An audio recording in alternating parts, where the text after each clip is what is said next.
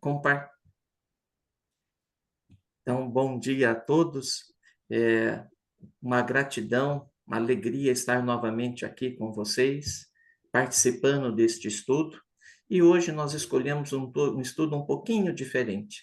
Ao invés de nós fazermos a apresentação, a exposição de um tema, vamos fazer uma dinâmica de perguntas e respostas. Assim vai ficar mais leve o estudo de hoje. E escolhemos como tema do nosso estudo o tema a morte. E aí você pode estar pensando, né? Ah, mas que tema chato, onde já se viu domingo de manhã falar sobre a morte, né? E na verdade foram dois os motivos principais que nos motivaram a escolher esse tema. Primeiro deles, que sábado que vem é dia 2 de novembro, é dia de finados. E para muita gente é um dia de saudade, é um dia de sofrimento, né? Então, vamos mostrar, à luz da doutrina espírita, o que representa a morte para o espiritismo. Como o espiritismo vê a morte, né? E o segundo motivo que nos levou a escolher esse tema é que a única coisa certa da vida é que um dia nós vamos morrer. E se é assim, nós precisamos saber o que é a morte, como é o momento da morte. E depois do passamento, o que eu vou encontrar? Para onde eu vou? São questões fundamentais. Se nós não estudarmos isto agora, neste momento, como que vamos passar por essa experiência, né? Então, mas nós vamos ter que fazer o maior esforço aqui para desmistificar a morte, acabar com esse medo, com essa imagem tétrica que tem da a morte, né? E o Espiritismo faz bem isto, mostra a morte numa outra dimensão. São essas as nossas propostas, os nossos propósitos para este estudo, viu? Então, nós poderíamos começar uma questão bastante básica, né? O que a doutrina espírita fala da morte? Como a doutrina vê a morte? O que ela recomenda é, de comportamento para nós, né, em relação à morte? Bom, a doutrina diz o seguinte, que nós devemos encarar a morte com a mesma naturalidade que encaramos o nascimento. Nascimento e morte são dois lados de uma mesma moeda.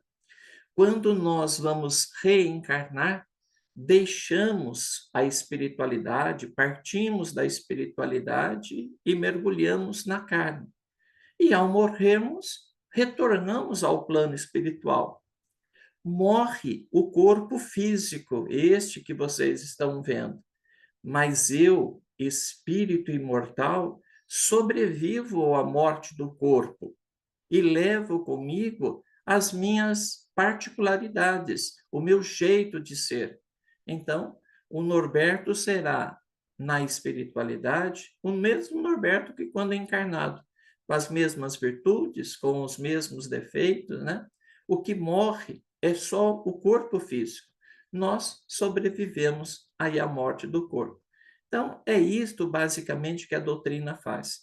E com uma característica: a doutrina espírita tem como ponto de partida o mesmo das demais religiões, do catolicismo, do protestantismo, né? Basicamente, nós partimos, basicamente, ali de Jesus, né? Do Novo Testamento, a gente parte dali e caminha até os dias de hoje. Entretanto, essas outras religiões, elas param na morte. Morreu, morreu, e eu não sei o que acontece depois. A única doutrina que esclarece a morte é a doutrina espírita. Nenhuma outra doutrina na Terra, no planeta, esclarece como que é a morte e o que se acontece após a morte. Então, e é por isso um dos motivos que ela chama da doutrina consoladora, né? Porque aquela ideia que morreu um ente querido e eu nunca mais vou vê-lo é um grande engano. Se prepare, porque nós vamos encontrar com ele. Vamos encontrar com o nosso filho, com o nosso pai, com nossos avós, com os nossos tios. formando uma grande família no plano espiritual. Poderia haver consolo, alegria maior do que esta? Esta é apenas uma das muitas mensagens que o Espiritismo nos traz. Então, como introdução, é isso. Olha que consolo gostoso. E para quem já tem uma idade avançada, como eu aqui, a gente vai percebendo que no plano espiritual tem mais parentes que nós conhecemos aqui, que já estão lá, do que os que estão aqui. Então, o desencarne está longe de ser um castigo ou nada, né? Vamos nos encontrar com esses parentes, formando uma grande família espiritual. É este o assunto de hoje, é por aí que nós vamos navegar, e eu deixo então feita essa introdução sobre como a doutrina espírita vê a morte, né? E lembrando que toda essa palestra aqui eu me baseei principalmente no livro do Richard Simonetti, Quem Tem Medo da Morte, e eu fui lá e roubei o título dele, emprestei o título do Richard, né? Para levar, ele tinha essa palestra, exatamente essa que eu estou fazendo para vocês, e era de muito famosa, né? Então, na verdade, eu só gostaria de prestar uma homenagem a este confrade que desencarnou alguns anos atrás, né? E deu uma grande colaboração desmistificando a morte. Thelma, fico aí à disposição para perguntas, viu?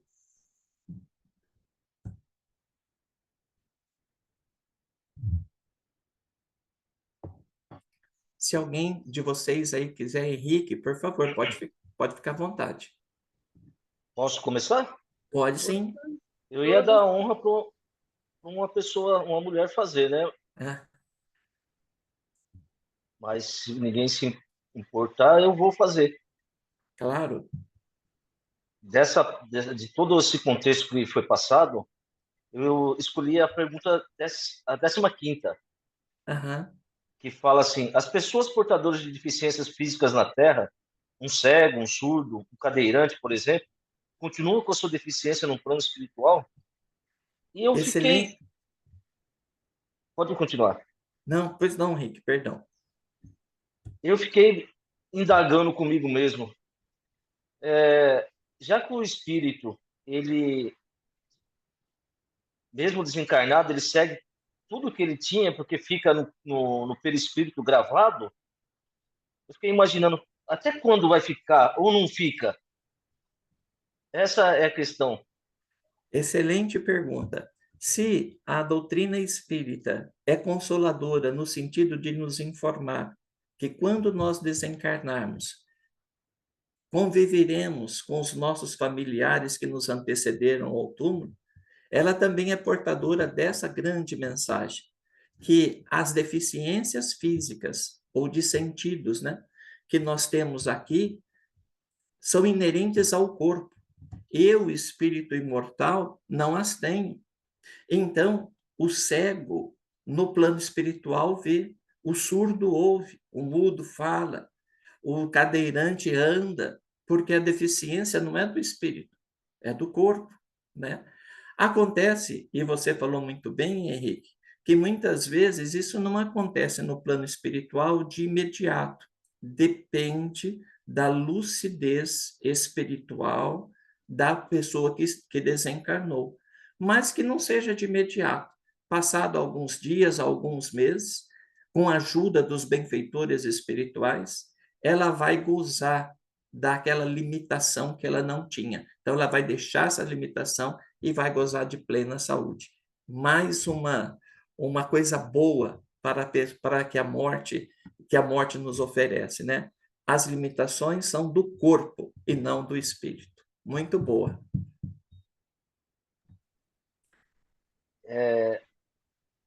Mas só para não monopolizar a reunião, mas a gente vê tanta. Fala, da doutrina nossa esclarece tanto isso que isso conforta a gente, né? Uhum. Porque por mais que a gente ainda não compreenda muita coisa, mas tudo que a gente vê na doutrina conforta muito a gente com relação à morte, né? Porque não é fácil, como o senhor frisou, só a doutrina espírita mostra como que é realmente o desenlace, né? Uhum. E já pensou o apego ao bem material de quem não tem esse conhecimento, né? É, exato. E principalmente, né? Já imaginou, Henrique, a alegria? Imagina uma pessoa cadeirante por 30, 50 anos e depois no plano espiritual poder correr, poder andar, o mudo, né? O mudo, o cego, olha que coisa fantástica, olha que experiência fantástica que a morte oferece para essas pessoas que passaram por essas expiações, né? Muito bacana.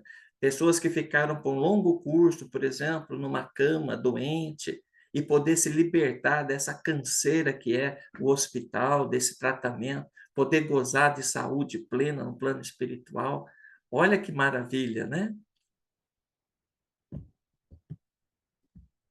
Norberto, como que é morrer? Como que é morrer? O momento da morte, você fala? Sim, O momento da morte vai depender muito de pessoas para pessoas, do quanto a pessoa é espiritualizada. Então, se ao longo da vida foi uma pessoa religiosa que procurou os recursos materiais, mas também não se descuidou dos recursos espirituais, se foi uma pessoa que olhou para si, mas também olhou para o outro, foi uma pessoa que não virou anjo do dia para a noite, mas a vida inteira se esforçou em melhorar, que valorizou a família. São pessoas que fizeram aquilo que tinham para fazer. E não estou dizendo isso de ser completistas, não estou dizendo isso, mas pessoas assim que mesmo que tenham errado, mas que fizeram uma autoanálise ao longo da sua caminhada, vendo os seus acertos, observando os seus erros, né? Que foi uma pessoa que esteve ligada a Jesus, aos bons espíritos, através da sua religião, seja qual for, das preces diárias, né? Para esta pessoa, o desencarne é algo maravilhoso. É deixar este corpo físico denso, pesado, grosseiro, é uma liberdade para o espírito. Em O Evangelho segundo o Espiritismo, os benfeitores espirituais fazem uma analogia falando que a morte se assemelha a um pássaro, à liberdade que goza um pássaro depois de longo tempo de cativeiro, quando ganha amplidão. Entretanto, se a pessoa foi materialista, nunca, jamais pensou em Jesus, em Deus, muito menos essa história de fazer caridade, se foi uma pessoa que materialista, né? Que muitas vezes que cultivou vícios, seja na área do sexo, da bebida, da comida, dos cigarros, enfim. Para estas pessoas que não valorizaram o tempo, principalmente, podem sofrer no momento da morte. E que tipo de sofrimento? A primeira delas, por exemplo, de não querer deixar toda a riqueza que ela conseguiu, riquezas que, como dizia Jesus, que as traças e as ferrugens corroem, né? Mas ela se esqueceu de amedalhar as riquezas do espírito, né? Doutras vezes, quando tocam a campainha para retornar ao plano espiritual, querem fazer naquele instante tudo o que deveriam ter feito em outras oportunidades e não fizeram. Então, aí é tarde demais.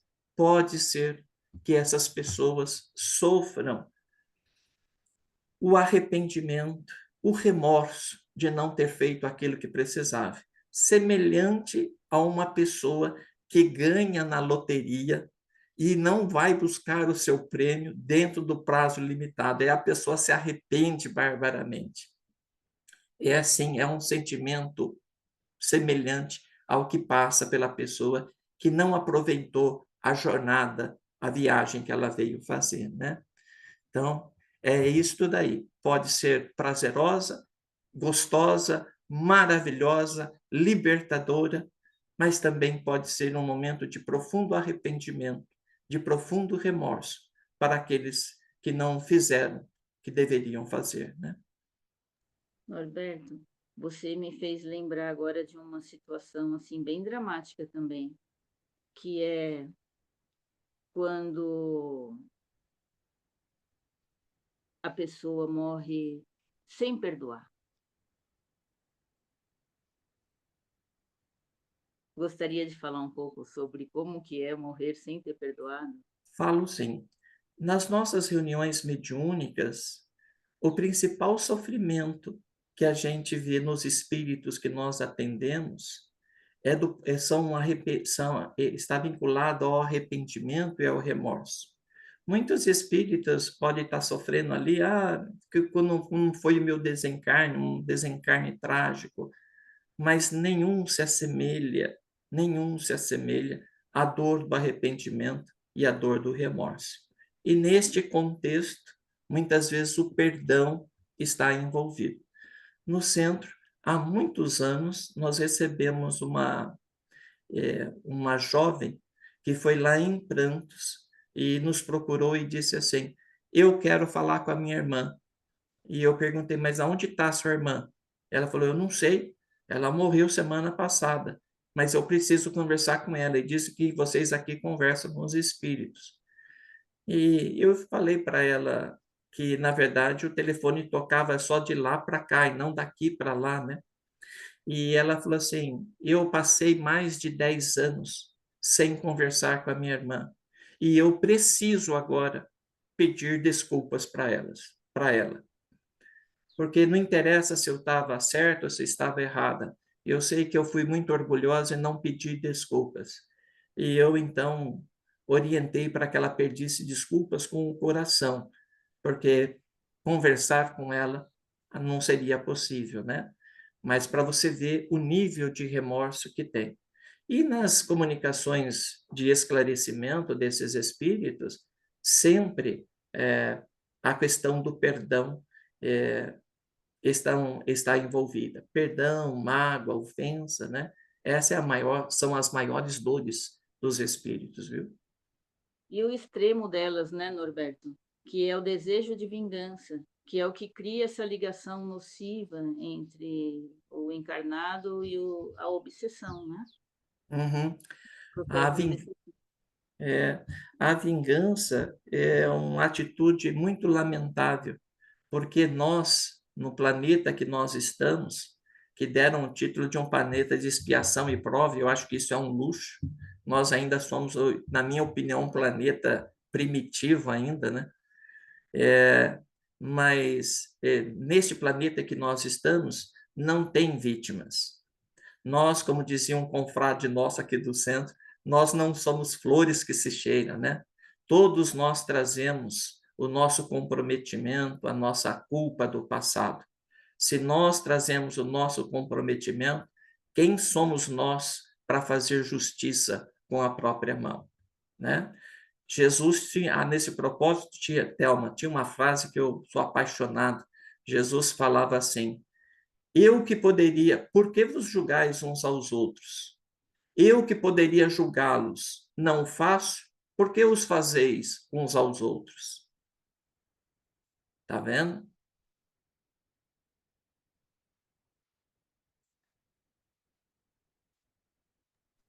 Bom dia. Alguma. Bom dia, bom dia. Eu posso falar. O senhor disse que nós somos mundos primitivos, né? Eu diria que nós somos hoje ou o tempo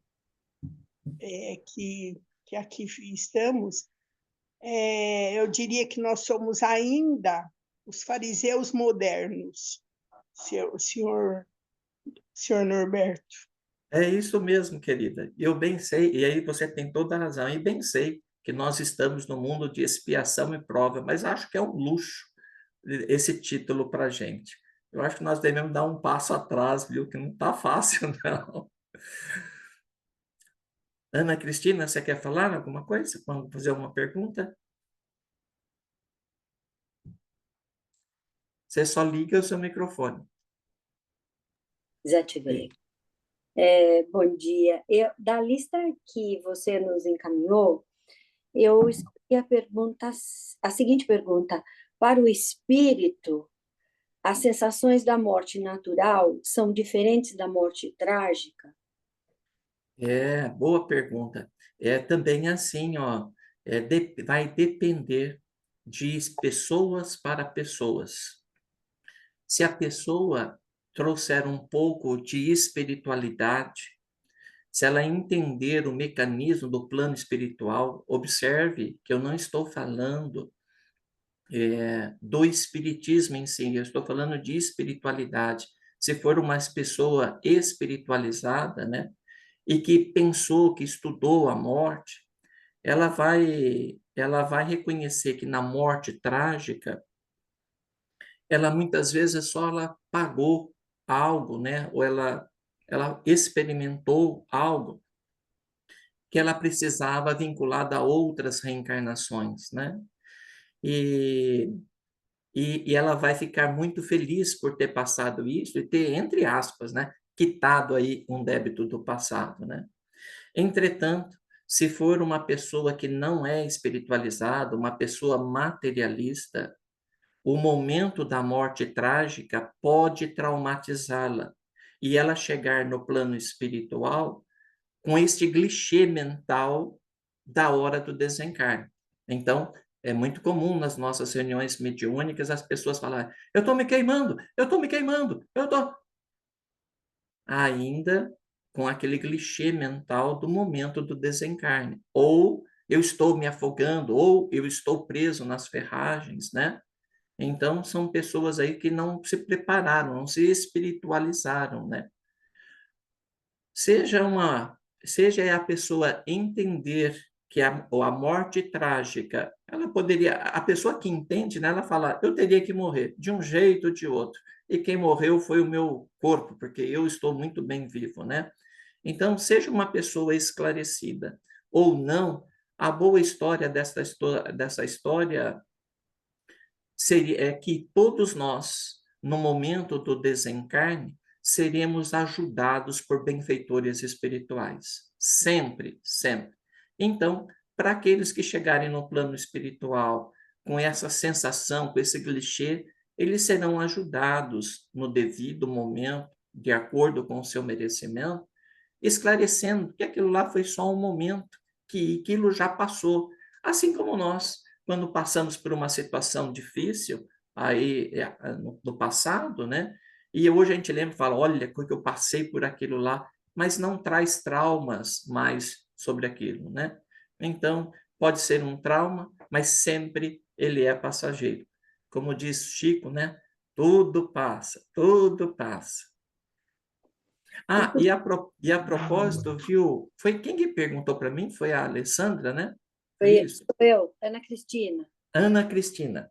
Ana Cristina. E a propósito, tem um livro do Chico, não sei se era no livro Éramos Seis, né? Eu não sei o que é, que conta a história de muitas pessoas que desencarnaram naquele incêndio do edifício Joelma, se eu não me engano, lá para as décadas de 70, em São Paulo. E numa das comunicações de um espírito que desencarnou pelas chamas, né, daquele prédio, ela falava, a filha desencarnada falava através da psicografia de Chico para a mãe: mãezinha, não pense no momento das chamas, não pense de quanto foi dolorido para mim. Eu fui recolhido antes que as chamas me alcançassem, mamãe. Eu fui recolhido pelo vovô fulano de tal, pelo tio fulano de tal. Eu não percebi nada, mamãe. Pense nos bons momentos que nós vivemos juntos. Larga de ser boba. Eu não sofri nada no momento do meu desencarne, porque fui recolhida antes. E assim também existe uma outra comunicação nesse livro do Chico, que mostra sobre um acidente automobilístico, onde o desencarnante pede a mesma coisa. Não fique com aquela imagem de eu preso às ferragens. Antes mesmo do carro bater, eu fui retirado do carro. Está tudo bem comigo. Eu estou feliz aonde estou. Eu estou na companhia de fulano de tal, de ciclano. Fique feliz. Eu estou feliz. Olha que bacana, né? Tem muitos relatos em vários livros, as cartas do Chico, né? Eu tenho muitos deles, que o espírito que desencarnou relata que ele foi socorrido pelos familiares, Aham, por uma tia. Isso é tão reconfortante, né? aham, Muito legal. E outro dia eu estava lendo um conto, também não me esticando muito, de uma executiva que sofreu um acidente de avião e ela não foi muito difícil ela compreender que ela tinha desencarnado. Exatamente porque é extremamente materialista, a própria atividade dela, né, levava a isso. hum, é isso mesmo. Aproveitando o seu gancho, Ana, na doutrina espírita, nas nossas reuniões mediúnicas, as principais comunicações que tem ali, muitas vezes, é de esclarecimento, é para, de certa forma, quando a situação nos favorece, né, explicar para a entidade que ela já desencarnou. Olha aí como que é tão sutil a morte, né? A gente fica imaginando o momento da morte, como vai ser. Na verdade, existe também isto nas obras básicas de Kardec, que os espíritos falam assim: por que vocês ficam assustados? Vocês morrem todos os dias. Quando vocês vão dormir e vocês deixam o corpo físico para ir para a espiritualidade, para se emancipar para a espiritualidade, isso é uma morte. É que, na verdade, vocês voltam para o outro dia para continuar a reencarnação. Mas imagine que é o mesmo processo, é o mesmo quando vocês dormirem e não voltarem. Aí está feita a morte. Pronto, é essa a ideia, viu? Que bacana. A Luizângela está querendo falar, ela está com a mão Muito levantada. obrigada, Norberto. Muito, muito obrigada mesmo pelo seu esclarecimento. Um prazer, querida. Isso, Norberto, também tem que Deus ele não erra o endereço, né? Então, aquilo não fala cada um segundo da forma que ele vai desencarnar, foi aquilo que ele plantou, semeou, né? Foi a colheita dele. Porque tem um livro aqui que eu estou lendo, Jornada dos Anjos, é, é, é do Lúcio, né? Tem uma passagem que fala a moça contribuiu para a morte do rapaz aqui, e depois ela reencarna, e o lugar, o mosteiro que ela vai se abrigar, que ela não quer, ali ela encontra o desafeto dela, que ela contribuiu para a morte. Quer dizer, ali está o momento até que ele a perdoe, né? Ou ali se liberta através do perdão, né? Então, é porque a paz se constrói com o perdão, né? Então, Excelente, isso mesmo. Luizângela quer falar. Eu gostaria que o senhor comentasse um pouco mais sobre as questões 3 e 4, que eu acho que elas estão interligadas, que é a questão da presença do desencarnado no próprio velório e enterro, e a questão dos presentes ao velório, como é que é essa circunstância para o desencarnado. Entendi. Então, ó, é assim. Então, só para as pessoas que acho que não estão aí com as palavras e com as perguntas, eu também não estou aqui, viu, Luizângela? Mas é assim. Então, peraí, eu falo. De um modo geral, o espírito que desencarnou assiste o seu velório e o seu enterro? Bom, E a seguinte é vamos por sobre o essa. ser. Tá bom. Vamos só por esta. Lisângela, raramente o espírito tem um patrimônio espiritual para assistir o seu próprio velório e participar do seu enterro e coisa e tal. De um modo geral, normalmente, o momento que se sucede ao desencarne é um momento de perturbação, tanto mental quanto física, do desencarnado. Então, mais ou menos, Luizângela, que se assemelha a uma pessoa que tomou uma anestesia e está voltando da anestesia. Então, ela vê a movimentação dos enfermeiros, escuta palavras ali, diálogos ali, mas não vê como um todo, ela está perturbada. E também não adianta nem querer ela levantar da maca, que ela não consegue, ela está grogue. É exatamente assim que se sucede normalmente para os espíritos como nós aqui no a coisa acontece assim, né? Entretanto, e com raras exceções, por exemplo, o Herculano Pires, ele tinha uma sessão mediúnica na casa dele, às quintas-feiras, às 14 horas. E naquele dia ele estava no hospital e ele desencarna justamente neste momento. E ele, através do médium que estava na sessão da casa dele, diz assim: meus amigos, acabei de desencarnar. Um prazer de estar com vocês e coisa e tal, tal, tal. Olha a lucidez, o patrimônio espiritual de Herculano, né? Mas isso é para poucos, viu? Não é para gente, não. E aí, Luiz Ângela, eu acho que vem a pergunta 4, né? Que é a próxima pergunta aí que você poderia fazer. Isso. Quando ele fala sobre o mercado de peixes do velório, as conversas que podem, inclusive, se referir ao desencarnado e causar alguma espécie de constrangimento ou perturbação. Então, veja só, ele já está num estado de perturbação mental e também física. Existe um cansaço, uma fadiga física.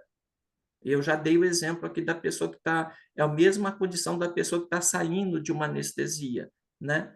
Aí, muitas vezes ele percebe, por vibrações, que estão falando mal deles, que estão fazendo piadas, alguém está falando mal, e muitas vezes ele quer se defender. Ele fala, mas eu não sou isso, isso daí, ele já está naturalmente perturbado.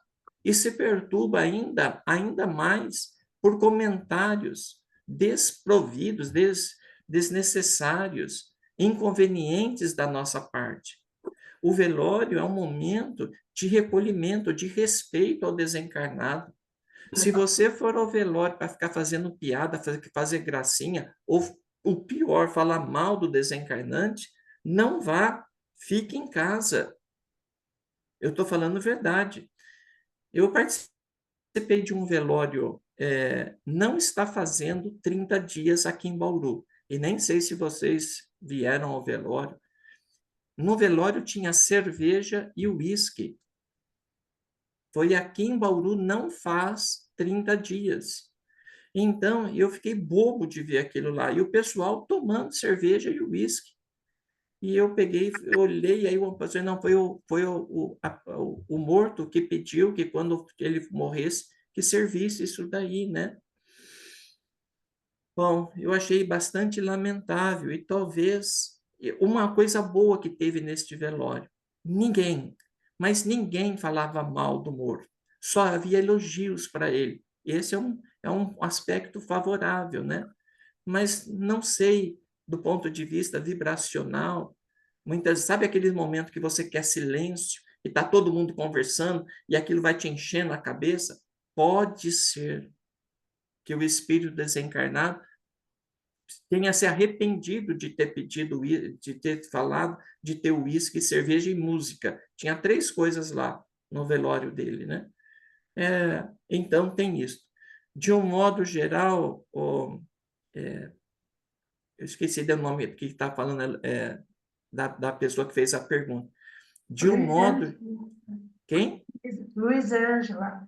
Luiz Ângela, de um modo geral, torça para que no dia do seu velório esteja chovendo, esteja fazendo muito frio, que seja o último capítulo da novela, que tenha jogo do Brasil, da último jogo do Brasil, para que ninguém vá ao seu velório.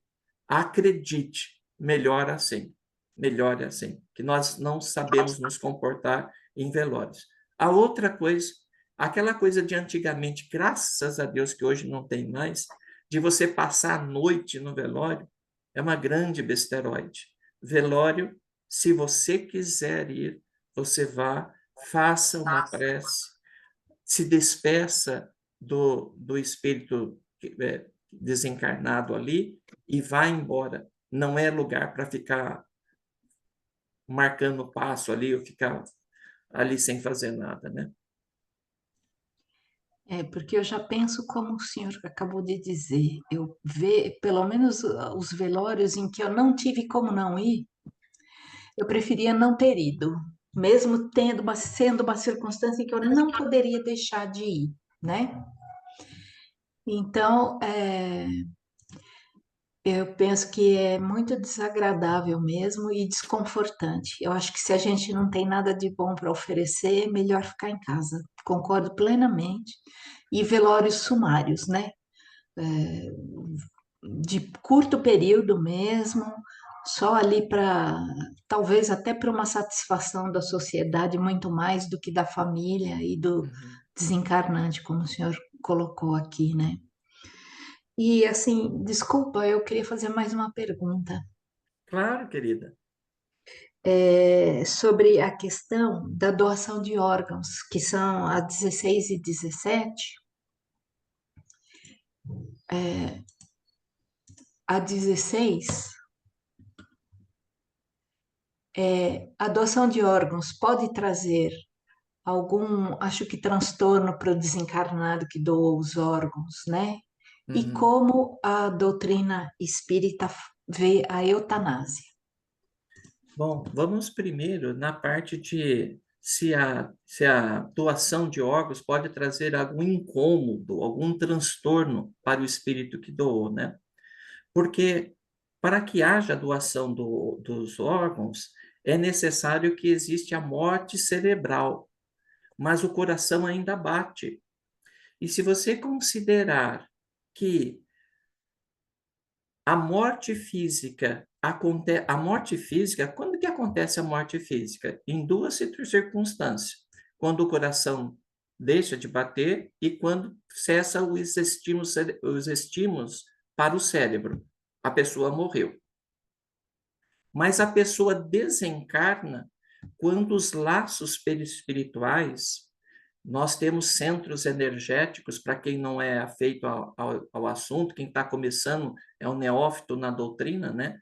Então, o espírito é incorpóreo e o corpo é material. Para juntar um e o outro, existem laços energéticos que unem o espírito ao corpo. Muito bem. O desencarne, e desencarnar não é tirar a carne, isso é descarnar. Desencarnar é a separação do espírito do seu corpo. O desencarne se verifica efetivamente com o rompimento desses laços que unem o corpo aos centros energéticos do corpo. Só que a morte física precede ao desencarne. Então, para muitos estudiosos da doutrina espírita, como a doação tem que acontecer com a morte cerebral, e muitas vezes o coração ainda bate, mas a vida física é irreversível, alguns estudiosos falam que tirar os órgãos neste momento, o espírito ainda está ligado ao corpo e ele pode se ressentir. Uma opinião que eu não comungo. Por que que eu não comungo? Porque acima disso daí está a vontade do espírito. Quando o espírito se manifesta o desejo de fazer a doação, é o último ato de caridade dele. Doem meus órgãos, eu vou ficar feliz em ver pessoas com uma vida melhor, com aquilo que não vai me servir. Não deixe os meus órgãos, doem, eu quero que doem. Quando existe essa manifestação, existe como se fosse um bloqueio para que essas sensações de doação não passem para o espírito. Norberto, dá para você provar isso daí? De certa forma, sim. Observe que muitas pessoas que desejam morrer, se suicidar, que muitas vezes tentam o suicídio, mas não conseguem, se projetam no plano espiritual na condição de suicidas. Mas Norberto, ele não se suicidou, Não interessa, mas ele teve vontade. Ele morreu em vida. Então, a vontade sobrepõe ao ato. É por isso que Jesus falava que a gente peca em pensamento. O ato, sim, é só decorrência daquilo que nós pensamos, né? Então, eu particularmente entendo que a pessoa que a doação de órgão não vai ter reflexo algum para o espírito, desde que ele manifeste interesse. Mas, se ele falar, eu não quero que mexa no meu corpo, como o Chico, né? E também, coitado do Chico, o Chico não tinha condições de dar nada pela idade avançada que ele tinha, mas ele não queria que mexesse no corpo dele. Tem que se respeitar nesse sentido. Então, esta é a parte de doação de órgão. Para mim, seria o último ato de caridade de uma pessoa, né? Só para quem tem em casa um filho com problema cardíaco, um filho com problema renal, um filho com problema oftalmo, e torce para que alguém doe órgãos para ele, para que ele possa restituir a família, só isso já justifica essa resposta, né? E a outra que você fala da eutanásia, para que nós possamos responder essa pergunta, nós precisamos considerar dois outros conceitos correlacionados, mas que são diferentes entre si. O primeiro chama-se ortotanásia e o segundo distanásia, formando o terceiro com eutanásia. Ortotanásia é quando a morte já foi sentenciada. A pessoa não vai viver mais. E os médicos definem um tratamento que promova, nesse finalzinho de vida, uma condição boa para o paciente. Mas a vida não vai voltar mais atrás.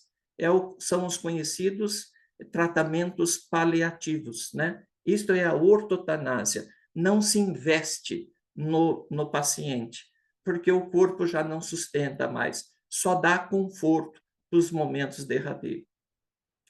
A distanásia, ao contrário da ortotanásia, é um procedimento assim, nós vamos usar tudo que tiver ao nosso alcance para manter a vida física, custe o que custar. Se precisar pôr coração artificial, pulmão artificial, tudo artificial nós vamos colocar, mas nós vamos segurar a pessoa para não morrer. É uma grande besteira, porque muitas vezes não é uma questão de prolongar a vida, é questão de prolongar a morte, porque a sentença da morte já está decretada. Do ponto de vista médico, não vai voltar a viver. É uma grande besteira. E prende-se muitas vezes o espírito ao corpo, né? E a eutanásia, esse que você me perguntou, eutanásia, né? A eutanásia seria interromper a vida diante de uma situação e se assemelha a um suicídio, né? Por exemplo, eu recebo um diagnóstico que eu estou com câncer e já existe uma metástase general. Bom, se é metástase, já está generalizado, se espalhou pelo corpo. E eu falo assim, não, eu não vou passar por quimioterapia, radioterapia, não vou ficar interna, pode acabar com isso já. Me dá um jeito aí que eu não quero passar por tudo isso daí. E a pessoa consciente toma a decisão de fazer uma eutanásia, né? Essa é uma questão tratada em O Livro dos Espíritos, né? Que os espíritos falam assim: é claro que não pode. O momento e o início da vida pertence a Deus. E quem garante que amanhã não vai ter um recurso para te salvar de alguma coisa, né? Então, é isso. A doutrina é contra a eutanásia, né? E em relação à ortotanásia, é uma lei, já que os médicos têm a autonomia, né, de provocar assim um tratamento paliativo para os espíritos. E é muito comum nos hospitais, viu? Muito obrigada, foi Não sei se muito. eu respondi tudo aí. Não, esclareceu bastante, sim, porque esses termos eles estão em uso hoje, né? E muitas vezes as pessoas se confundem com eles, e é verdade isso da questão do médico ter essa autonomia de não prolongar o improlongável, o que já está É, decretado, né? E exato. sim, eu vejo isso cada vez mais acontecendo, sim. Eu É isso. agradeço, foi muito esclarecedor esses seus comentários. Muito obrigada. Eu que agradeço. A Sandra quer falar. Oi, Norberto. Oi, Sandra. Aproveitando esse assunto, esse gancho, a respeito de cremação. Hoje Uhum. em dia a gente vê um aumento gradativo nas pessoas que preferem a cremação, até pelos motivos ecológicos, né? Para evitar de deteriorar o espaço e tudo isso. E como o Espiritismo vê a cremação nos dias de hoje? Você tem alguma notícia meio recente? Então, em relação à cremação, seria nós considerarmos também a diferença da morte física para o desencarne, né? Lembrando, então, que o desencarne, a separação do espírito do corpo, se verifica pelo rompimento dos laços perispirituais, os laços energéticos que ligam o corpo ao espírito, né? E que eles procedem, eles levam mais tempo que o do corpo. Os benfeitores espirituais recomendaram, Sandra, que a gente esperasse pelo menos 72 horas após o desencarne. Sem nenhum movimento dos espíritas, o Congresso Nacional Brasileiro determinou um prazo mínimo de 72 horas, coincidindo com as orientações dos espíritos. Mas foi uma coincidência mesmo, porque não houve nenhum trabalho dos espíritos nesse sentido, né? Então, também se for, por exemplo, né, do desejo do espírito, da pessoa, tá tudo bem fazer a cremação, não tem problema, né? É E, até tam, e também, aqui. e também, Sandra, eu peço desculpa, também que se não for desejo, se a família decidir, né?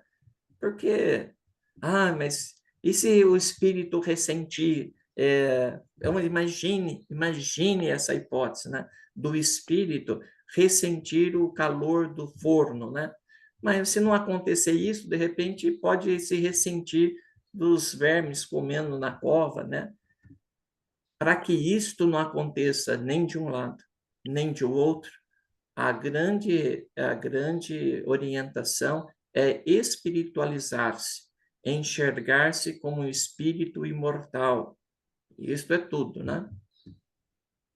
E também a gente acredita que se há intenção de da pessoa em ser cremado, parece que existem providências a serem tomadas quando é desejo da pessoa, passado em cartório, esse tipo de coisa, né? De burocracia. A espiritualidade, estando sabendo disso, com certeza alguma ação dela no rompimento desses laços, né? Nas providências que têm que ser tomadas, quando existe isso, porque a gente fica cercado a gente quer que sejam benfeitores, né? Espirituais na hora da morte. Então, eles também devem ter conhecimento disso e providenciar. Tudo vai depender do nível moral do espírito, na verdade, né? Tudo vai depender de como a pessoa viveu. Você falou muito bem, Sandra. Todos nós temos, graças a Deus, nosso anjo da guarda, nosso espírito protetor, nosso mentor espiritual, dê o nome que você quiser. E ele estará seguramente em nosso retorno à pátria espiritual, nos auxiliando neste passamento, seja de um jeito, seja através da cremação ou através do enterro, né, da cova, ele estará nos auxiliando conforme o nosso merecimento. Muito bem lembrado, viu? Pois não, Cláudia? Bom dia, Norberto, e muita gratidão pelos seus esclarecimentos. Eu tenho uma pergunta para fazer. Há algum comportamento que podemos cultivar enquanto encarnados, para favorecer o momento do nosso desencarne e na nossa adaptação no plano espiritual? Tem sim, Cláudia, tem sim. A primeira delas, que não poderia ser diferente, precisamos estudar a morte. O que é a morte? Como se processa a morte? Como é o momento do passado? O que acontece no momento da morte? O que acontece depois da morte? Nós precisamos estudar, como estamos fazendo agora, por um detalhe bem simples, né? E que eu já comentei aqui.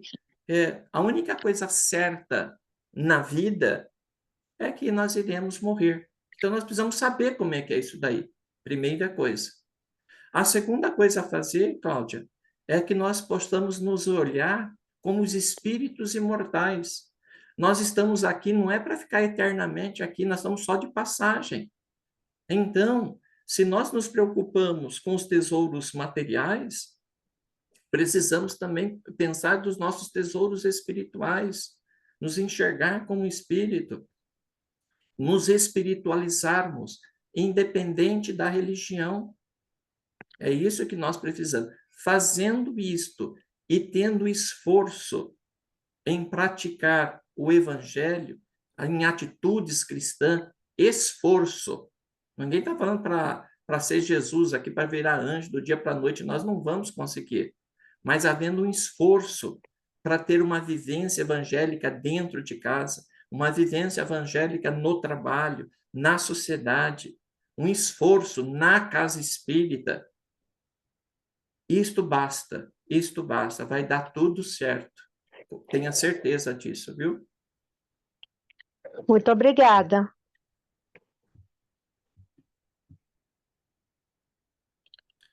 Tinha uma moça querendo falar ali com a mão erguida. Oi, bom dia. Bom dia. Eu queria te perguntar sobre as mortes coletivas, como você Aham. falou do edifício Joelma, os acidentes aéreos, as mortes pelas epidemias, se existe uma programação espiritual para que essas coisas aconteçam. Ô, Luciana, obrigado pela sua pergunta, muito bacana. E agora, há pouco tempo, caiu um avião, né, aqui perto, aqui no interior de São Paulo. Existem mortes coletivas que são decorrentes de um planejamento espiritual.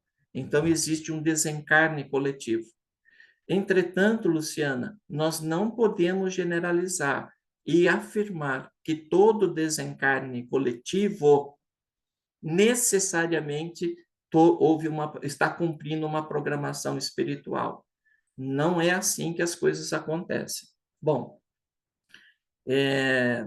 então, quando a gente vê assim, ó, sabe aqueles piratas que atuavam em grupos, sabe aqueles guerreiros bárbaros lá do tempo do Império Romano, coisa e tal, sabe essas gangues de bandido que atuam conjuntamente? Via de regra, também vão resgatar os seus débitos coletivamente. Não sei se vocês sabem, aqui o Hospital Lauro de Souza Lisma, aqui em Aimorés, né? Ele recebeu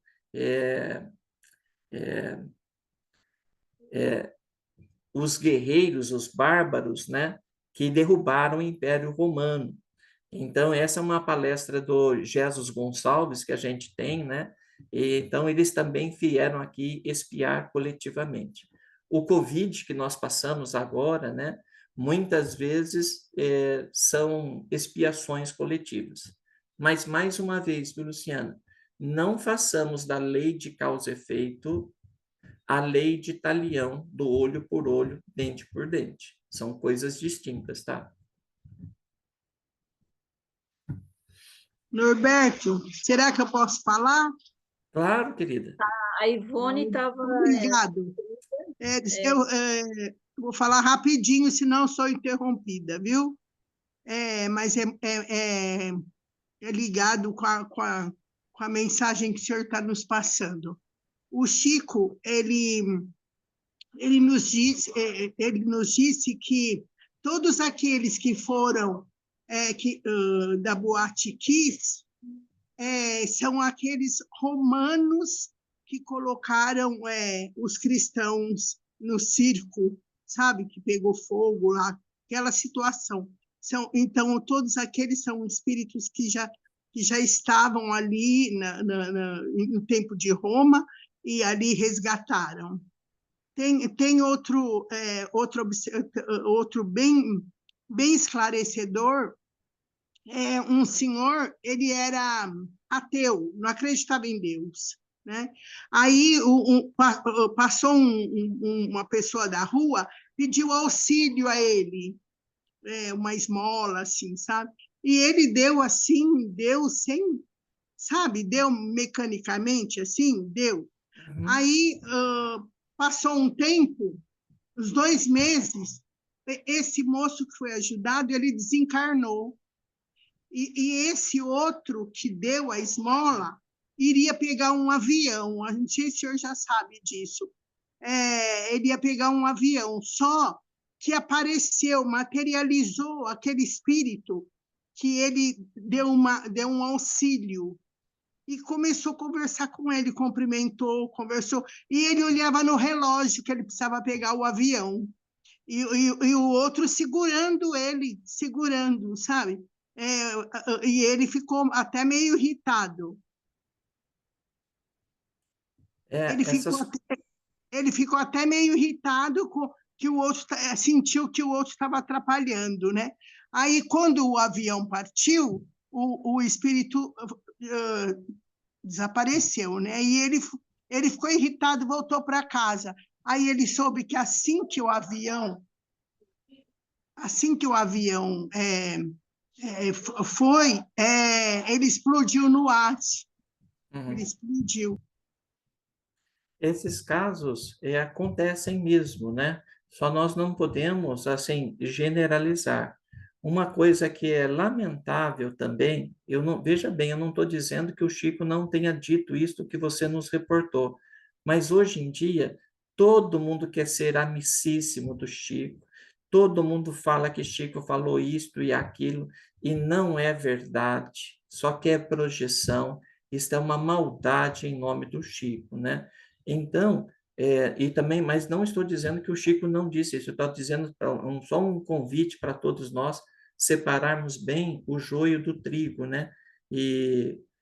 Dessa história. Mas isso que você nos reportou acontece mesmo. A espiritualidade se movimenta de inúmeras formas e pode ter acontecido esses 2 casos que você falou mesmo, viu? A Ivone vai falar. Oi, Norberto, tudo bem? Bom dia. Oi, Ivone, bom dia, tudo bom? Então, tá bom. Então, a minha pergunta é a seguinte: a gente sabe, através da espiritualidade, né, que a gente tem um plano reencarnatório, né? Antes de reencarnar, nós temos um plano. E até o tempo que a gente vai passar aqui na Terra também é planejado. Não tem dia e hora marcado, mas tem um período que a gente vai passar aqui na Terra. E embora também possa ter moratória esse plano, né? Que eu sei, eu estava assistindo um vídeo outro dia do Divaldo, ele estava muito mal do coração, aí os espíritos trabalharam e deram uma moratória maior de tempo para ele aqui na Terra. E a pergunta é o seguinte: muitos de nós, e eu me incluo nessas, dizem que não querem ficar com um tempo de vida prolongado, sendo que está com uma doença muito grave. Querem ter uma morte súbita, sem passar por períodos longos de sofrimento através de uma doença grave.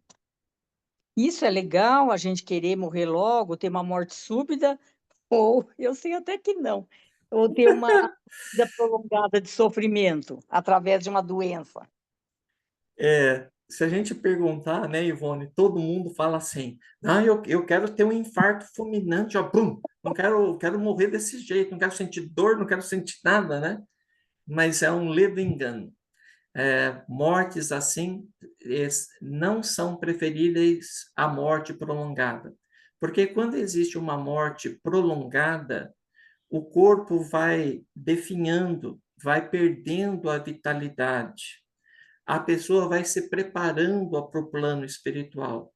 Não raro, nesses momentos, a pessoa começa a ver pela debilidade do corpo físico, ela começa a ver parentes que já estão na espiritualidade, e a gente fala assim, ó, tá tendo alucinação, tá tendo alucinação nada.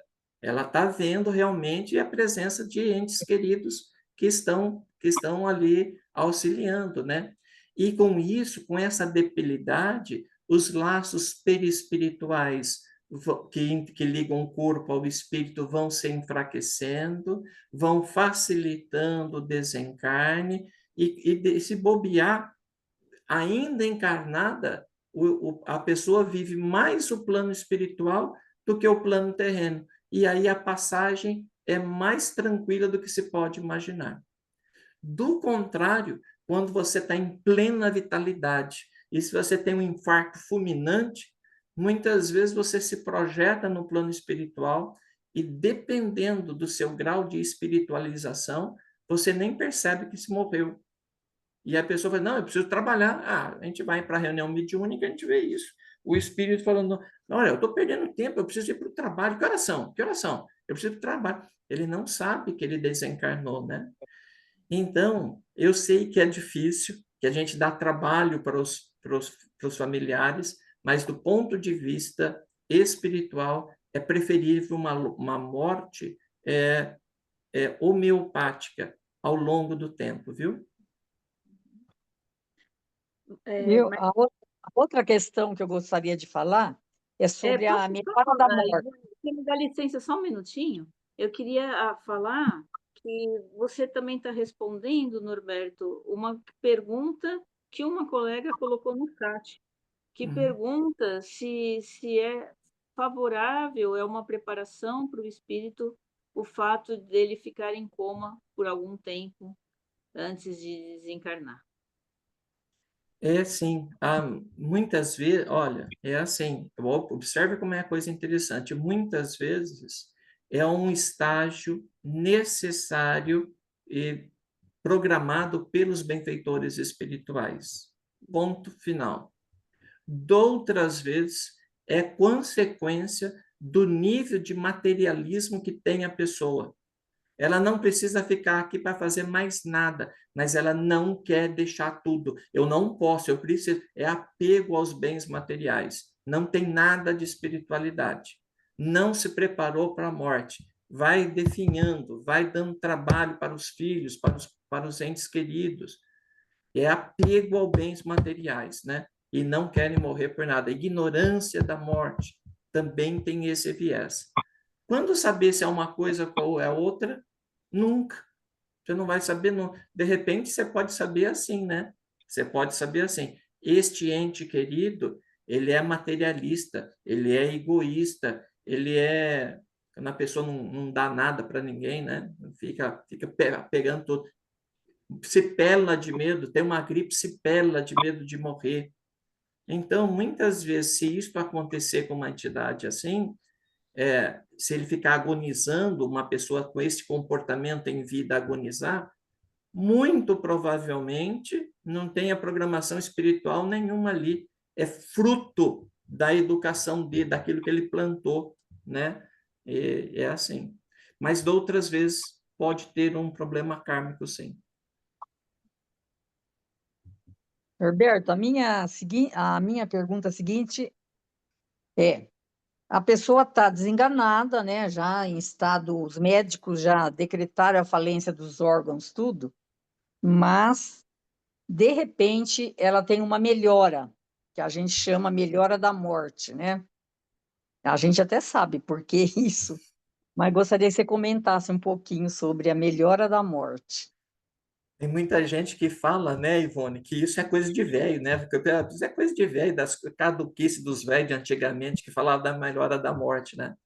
Mas é um ledo engano. Existe mesmo a melhora da morte. E como que é isso? Como que isso funciona? Às vezes, o ente querido está ali acamado, está no hospital, né? E os parentes ficam ali do lado orando, rezando para que ele melhore. Quando existe essa oração, é como se fosse um passe e vitaliza o corpo do doente. Você está ali pedindo para Deus para ajudar e coisa e tal, e o corpo vitaliza. E vitalizando o corpo, dificulta o trabalho dos benfeitores espirituais no rompimento dos laços perispirituais para efetivamente provocar o desencarne. E aí não tem jeito, e a pessoa fica ali agonizando, sendo, que a gente fala entre nós, né? Fica preso pelos parentes. Então, quando isso acontece, quando os benfeitores querem pôr um fim nesse negócio, o que ele faz? Fala, vamos realmente vitalizar esse cara aqui. E eles vão lá e vitalizam mesmo. O doente que estava adormecido ali, ele desperta, ele fala, puxa vida, olha vocês aí, o fulano de tal, ciclano, beltrano, ele conhece todo mundo, me dá água, nós estamos morrendo de sede, eu estou com sede, e não tem nada para comer aí? Todos os que estavam ali falam, meu Deus, que melhora fantástica, graças a Deus, graças a Deus. Agora eu vou tomar um banho, vou para casa, vou aproveitar essa melhora, olha que como Deus é bom. E eu vou para casa, vou tomar um banho, eu também vou comer alguma coisa, e os familiares se despreocupam diante da melhora do doente e deixam os aposentos. Exatamente neste momento, onde não existe aquela influência energética dos parentes, que os benfeitores espirituais aproveitam para romper os laços espirituais e promover o desencarne do moribundo. Então, é isso que nós chamamos de melhora da morte. Aí os familiares voltam, mas caramba, eu saí daqui, ele estava bom, reconhecendo todo mundo, pedindo água, pedindo... O que aconteceu, né? E os mais velhos dizem, então, foi a melhora da morte. É isso que acontece, viu? Obrigada, Norberto. Eneida, você gostaria de falar alguma coisa, querida?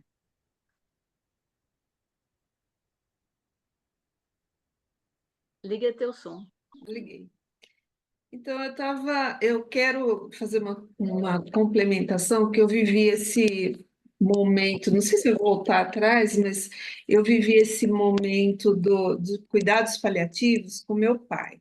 E ele faleceu com eu ali presente, dando a mão para ele.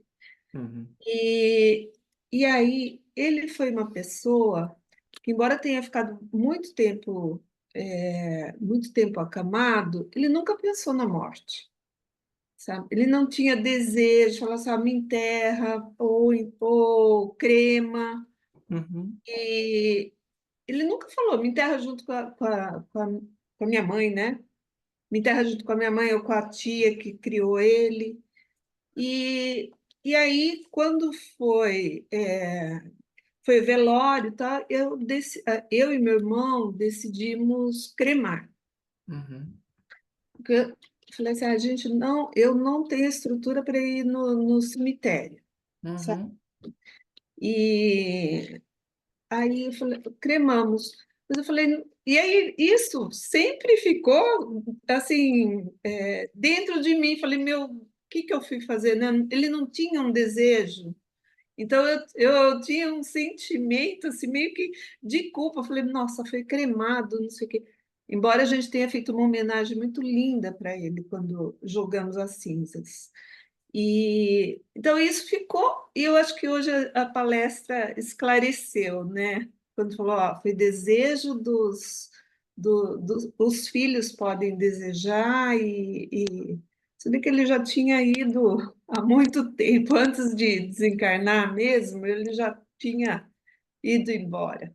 Então, todo esse processo que você falou de ficar vendo os familiares, que na realidade ele via a tia que criou ele. E a minha mãe, aliás, ele me chamava de Cida, que é o nome da minha mãe. Ele me chamava. E eu achei muito interessante a sua colocação, veio assim dar um alívio para mim. E é isto mesmo, Eneida. Não tem que ter sentimento de culpa algum, porque se não fosse cremação, seria a cova. A mesma coisa. E não se esqueça, só por ele não fazer exigências, né? Faça isso, me enterra com a sua mãe, coisa e tal, já mostra uma serenidade, uma resignação no momento do passamento, né? Tá tudo certo. E não nos esqueçamos que sempre, vou repetir aqui inúmeras vezes, principalmente no momento do desencarne, existe um trabalho intenso dos nossos mentores espirituais para que a gente possa fazer uma passagem tranquila, é, é, é, seja bem recebido no plano espiritual. Existe esse trabalho. E sempre que isso não acontecer, é fruto do nosso comportamento de vida, e não da forma como os parentes enterraram nem nada. É o nosso comportamento, a nossa vida toda como foi. Então, fique bem tranquila nesse sentido, viu? E se a cremação fosse algo assim prejudicial ao espírito, a espiritualidade não permitiria que isso acontecesse no nosso planeta, né? Como ela não permite muitas coisas. Por exemplo, que a gente acha uma vacina para gripe. Já percebeu? Por que a gente acha vacina para tanta coisa e não acha para gripe, né? Então, se as coisas acontecem aqui, é porque existe uma autorização do plano espiritual. Sim, obrigada.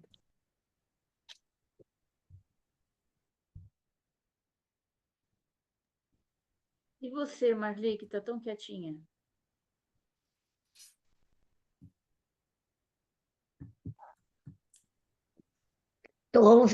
Hoje eu estou ouvindo.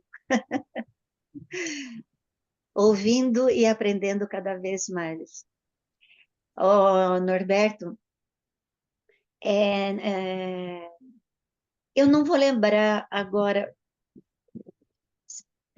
Eu tenho a coleção toda, quase, praticamente toda, do Richard Simonetti, porque ele escrevia fácil, de uma maneira clara, ia direto no assunto, às vezes colocava alguma coisa humorística no meio para a gente se sentir melhor e tal. E não é nenhuma pergunta, mas eu gostaria que você, se você pudesse comentar também um pouquinho disso. O ser humano, por falta de esclarecimento, é aquilo, né, Norberto? A doutrina espírita é doutrina de educação. Quando você se educa moralmente, você tem mais facilidade de entender as coisas que estão acontecendo, as situações.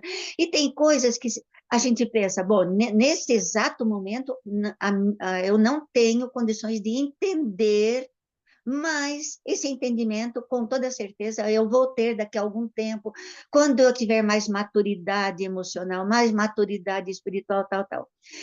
Então, uma coisa assim muito comum que a gente vê no dia de finados, então, se você encontra uma pessoa, isso já aconteceu comigo, de encontrar pessoas, e, oi, onde você vai? Eu vou no cemitério visitar o meu filho. Eu vou no cemitério visitar a minha mãe.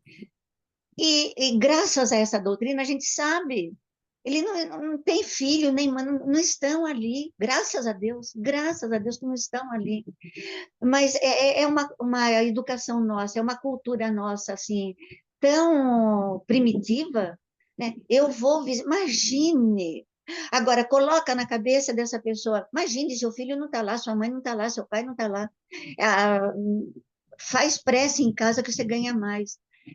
Mas, às vezes, é difícil, porque a gente precisa respeitar o livre-arbítrio da pessoa e a gente precisa ter respeito com o momento da pessoa também, né? Então, gostaria que você comentasse alguma coisa nesse sentido. O corpo, você explicou muito bem, o corpo material, o corpo físico, eu não vou nem falar assim, foi destruído, porque a gente já aprendeu que tudo se transforma, né? Então, aquele corpo material, físico, se transformou em outra, faz parte da natureza. Agora, meu espírito, está mais vivo do que nunca, trabalhando, quem sabe, estudando, quem sabe recebendo um tratamento, acolhimento, não é? Isso mesmo, Marli. Você já fez a colocação, já deu a resposta mesmo, né? Agora, tá, não, excelente, excelente, irretocável. Sábado agora, muitas pessoas vão ao cemitério fazer uma oração, rever o filho, o esposo, o pai que está ali, né? E coisa e tal. Então, é assim, tem problema? Não tem problema nenhum. Não, Se imagina. você quiser ir, não vai cair a mão, não vai cair o pé, não vai, tá tudo bem, que seja feita a tua vontade ali. Se isso é importante para você, eu quero levar uma flor. Pode levar, fique, não tem problema. Dos males, este é o menor dos menores. Está tudo certo, tudo beleza. Mas só é importante você saber, né, que ali não está o seu pai, não está o seu marido, não está o seu filho. Eles estão no plano espiritual. Ali na cova, na verdade, não deve estar nem o corpo dele, talvez os ossos, né? Mas mas eles estão na espiritualidade, num lugar bem mais bonito, bem mais agradável, bem mais aprazível. Então, fazer o que ali no cemitério, né? Ah, mas eu vou orar por ele. A oração não é no local, é no coração. Então, recolha-se na sua casa, lembre-se dos bons momentos que vocês viveram juntos. Isso é muito agradável para o espírito. Muito, muito, muito. Quando a gente se lembra dele. Quer ver uma coisa que entristece os espíritos? É o esquecimento daqueles que ficaram aqui na Terra, né? Então, lembre dos bons momentos, agradeça pela convivência terrena, né? E fale para eles: olha, em breve eu estarei com vocês, nós vamos continuar o nosso progresso junto. É isso que tem que fazer. Então, não há necessidade de ir ao cemitério. Ah, mas a vida inteira eu aprendi com a minha mãe e eu quero fazer isso. Tem problema? Nenhum problema. Está tudo certo. Antigamente, Norberto, a gente precisava ir até o orelhão para fazer uma chamada telefônica, né? E hoje em dia a coisa está ficando tão mais fácil. Então, aqui nós também, conforme a gente afinar o nosso aparelho, receptor e a nossa condição de emanar, de entrar nessa frequência vibratória, é mais fácil, a gente não precisa ir para lugar nenhum, só aqui dentro. Né? Mas eu queria te pedir ainda, embora já estamos nesse horário, né, que você falasse algo assim que pudesse trazer um esclarecimento e um consolo para parentes de pessoas que fizeram suicídio, que cometeram suicídio, e falar um pouco sobre esse assunto, por favor. Nós passamos agora há pouco sobre o Setembro Amarelo, né? Um movimento de conscientização contra o suicídio, de prevenção do suicídio, né? O suicídio é uma agressão ao corpo, à vida, porque nascimento e morte são atributos de Deus, né? E quando a gente interrompe, a gente está contrariando um desígnio divino. Os suicidas, via de regra, chegam no plano espiritual em condições bem deploráveis, não só pela condição do desencarne, seja ela qual for, isso é besteira, aquele clichê mental do momento do desencarne. A dor maior de um espírito, seja suicida ou não, mas principalmente do suicida, é do remorso, do arrependimento, da vergonha do ato cometido, né? Então, todos nós devemos orar muito para o espírito que desencarnou e orar mais ainda pelo espírito que desencarnou por vias do suicídio. Então, nossa oração, e para de pensar na forma como ele se suicidou. Pense nos momentos bons que ele esteve conosco, pense do lado luminoso daquela entidade, do que ele tinha de bom, né? Endereça a eles palavras de otimismo, de recomeço, que todos nós erramos, né? Isto é fantástico, é isto que acalenta, o que engrandece o espírito, né? E lembrando, só queria corrigir uma coisa aqui, que muitas vezes é entendimento do movimento espírita, é o entendimento errado. Todos os espíritos, todos os espíritos que retornarem ao campo espiritual, o plano espiritual, através do suicídio, vão necessariamente passar pelo umbral, sofrer no umbral. É um raciocínio errado, é uma conclusão errada. No plano espiritual, aqui como plano terreno, existem os atenuantes e os agravantes. Então, pode acontecer, eu sei que isso é mais difícil, mas muitas vezes a pessoa se suicidar e não ter necessariamente que passar pelo umbral. Essa semana, alguém me contou, não lembro, uma história. Sexta-feira, no nosso grupo, contou a história de um pai que morava só o pai e o filho, né? E o filho foi convocado à guerra. E a disparidade entre o país que o filho morava e o país inimigo era muito grande. E ir à morte era uma sentença de morte quase que certa. E aí o pai, no desespero da convocação feita pelo governo pelo filho, o que ele faz? Ele morre, ele se suicida. Sendo filho sozinho, ele estaria fora, ele não poderia ser convocado à guerra, né? Então, observe que foi uma atitude impensada de um pai, mas que teve uma causa nobre. Eu não estou dizendo que esse pai não passou por um umbral, eu não sei o desfecho da história, mas só que mostra, por exemplo, os grandes atenuantes que tem, né? Então, não façamos essa ideia, este conceito equivocado que todo espírito que suicida tem necessariamente que sofrer no umbral. Isto é um entendimento errôneo na doutrina espírita, viu? Verdade.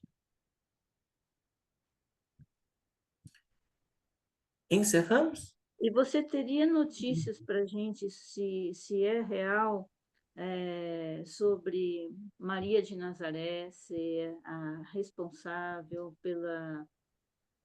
pelo socorro aos... Então, esta foi uma parte da última vez que eu estive aqui com vocês, né? Semanas aí retrasadas, não lembro certinho.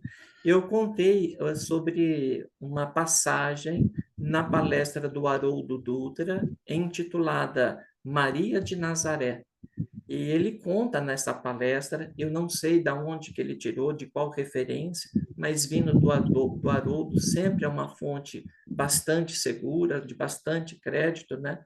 Que no plano espiritual, já ao lado de Jesus, na governança do nosso planeta, né? Ela pede, então, aos espíritos, ela pergunta aos espíritos lá que governam o nosso país, qual o trabalho mais difícil? Igualzinho nós fazemos no centro, né? Qual o trabalho mais difícil que tem aqui? E aí dizem para ela, né? O maior desafio nosso na Terra é trabalhar as pessoas que encurtam a vida através do suicídio, né? E ela fala, é este trabalho que eu quero. Pode me colocar aí que eu vou constituir uma pleiade de espíritos aí e nós vamos trabalhar. E segundo ela, segundo o Haroldo, ela encabeça esse trabalho no plano terreno, né? E conta também Haroldo nessa passagem, nessa palestra dele gravada, o encontro dela com Judas Iscariotes, né? Que depois de ter entregue Jesus, ele se enforca também, né? E a passagem é lindíssima, lindíssima, lindíssima. Eu vou encontrar e enviar para nós todos que estamos aqui. Eu já vi também essa referência, essa permissão de Maria ir ao Vale dos Suicidas. Sim. Gratidão. Só para encerrar, eu sei que vocês já tiveram aqui, eu queria comentar, mas isso é só uma aresta aqui, sobre alguns termos errôneos que nós, espíritas, utilizamos e que, assim, tem problema falar? Não, não tem problema nenhum. Se a gente puder evitar, seria bom.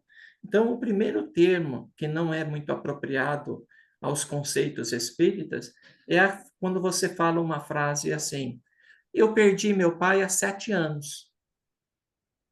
Verdade. Se referindo que seu pai desencarnou há 7 anos, né? Então, é uma frase que não deveria usar, porque com a morte você não perde ninguém. Ele só está no plano espiritual. Gozado, quando o seu filho vai trabalhar em São Paulo e alguém pergunta: onde está o seu filho? Você não fala ele está perdido em São Paulo. Você fala, ele foi trabalhar, agora ele está morando em São Paulo, ele está trabalhando em São Paulo. Com seu pai, a mesma coisa. Seu pai não está perdido, você não perdeu o seu pai. Ele está morando no plano espiritual e logo nós vamos encontrá-lo, né? Então, a gente fala, meu pai desencarnou há 7 anos. Ah, não, mas eu falo assim, sabe por quê, Norberto? É porque eu não convivo mais com ele, eu perdi a convivência dele. Verdade? Quem te disse isso? Pois fique sabendo que muito possivelmente você esteja com teu pai todas as noites. Na sua emancipação, quando você deixa o corpo físico, você não fica ao lado do corpo físico, você se projeta no plano espiritual. E se você estiver bem educado espiritualmente, vai estar com seus familiares que antecederam ao túmulo, vai participar de um estudo no plano espiritual, vai se envolver num trabalho, né? Então, você não fica parado. Então, nem aí procede essa informação. Eu perdi meu pai, eu perdi minha tia, eu perdi minha avó. Ninguém perde ninguém, né? A segunda colocação é quando a pessoa fala assim: quando eu morrer, o meu espírito vai para uma região bem bacana. Quem que vai? O meu espírito. Bom, se o seu espírito vai, quem é você? Você é o corpo? Ou, de outras vezes, as pessoas falam assim: eu estava dormindo e eu vi o meu espírito volitando e olhando para o meu corpo. Você viu o seu espírito volitando? Se você viu o seu espírito, quem é você?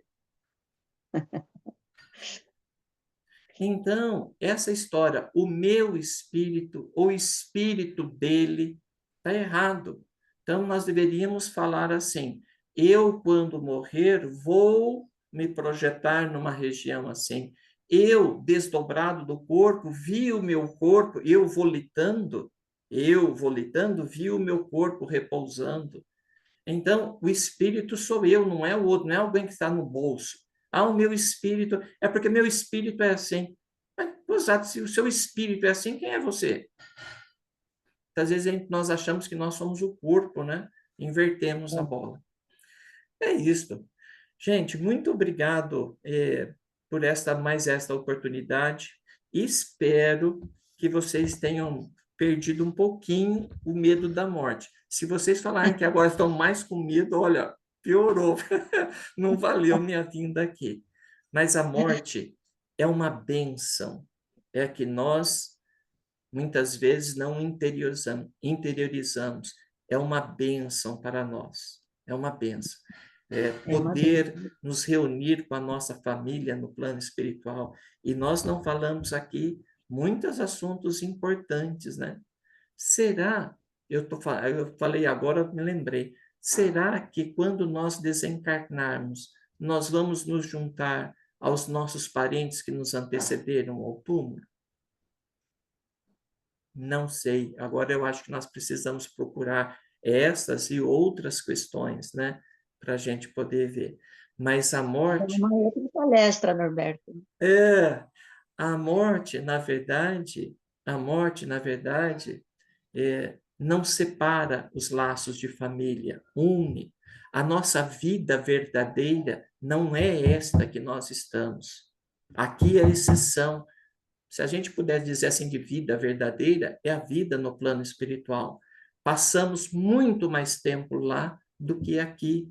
Aqui nós estamos em viagem. A nossa casa mesmo é lá. Agradeçamos a Deus e esperemos a morte com alegria, com serenidade. É claro que para isto, como nós fazemos uma viagem, né? Como a gente faz uma viagem, devemos nos preparar. Quando a gente vai viajar para um lugar, a gente não faz o trajeto, não faz o planejamento de viagem. Para a morte também tem que ser assim, né? Mas depois nós vamos agradecer a Deus por ter retornado ao plano espiritual. Gratidão a vocês, viu, por mais essa oportunidade.